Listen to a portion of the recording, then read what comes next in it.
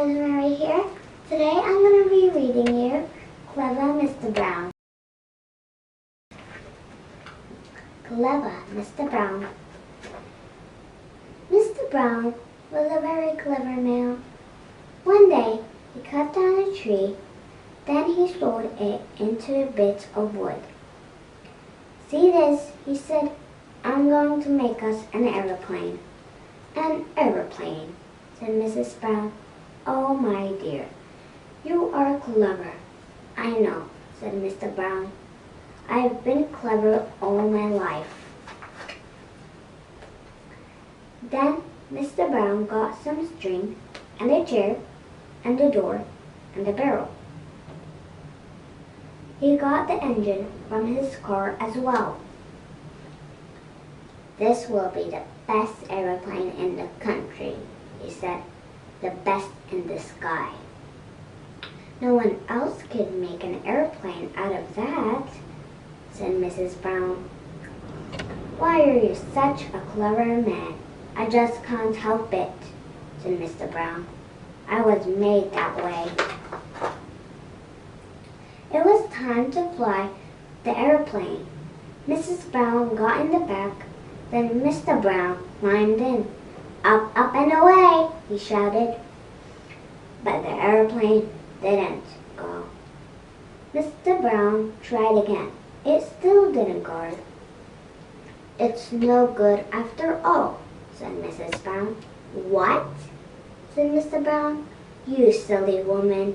Of course it's good, but it's not like other airplanes, that's all." Then he said, "Oh, I forgot. I made it to go from the top of a mountain. Come on, help me push." They pushed, and they pulled, and they huffed, and they puffed.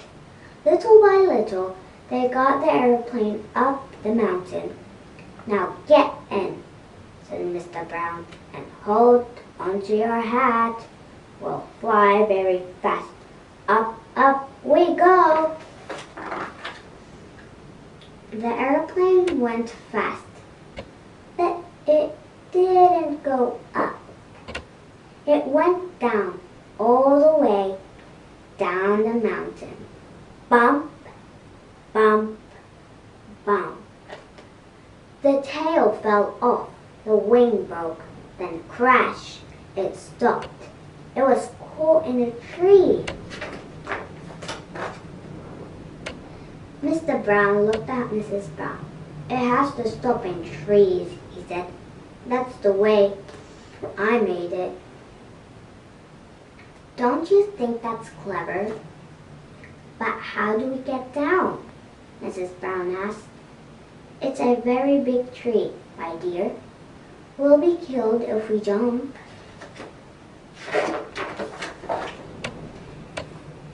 "Look what I've got," said Mr. Brown. "2 balloons, one for you and one for me." "Now why didn't I think of that?" said Mrs. Brown. "Oh well," said Mr. Brown. "We can't all be clever like me." The end.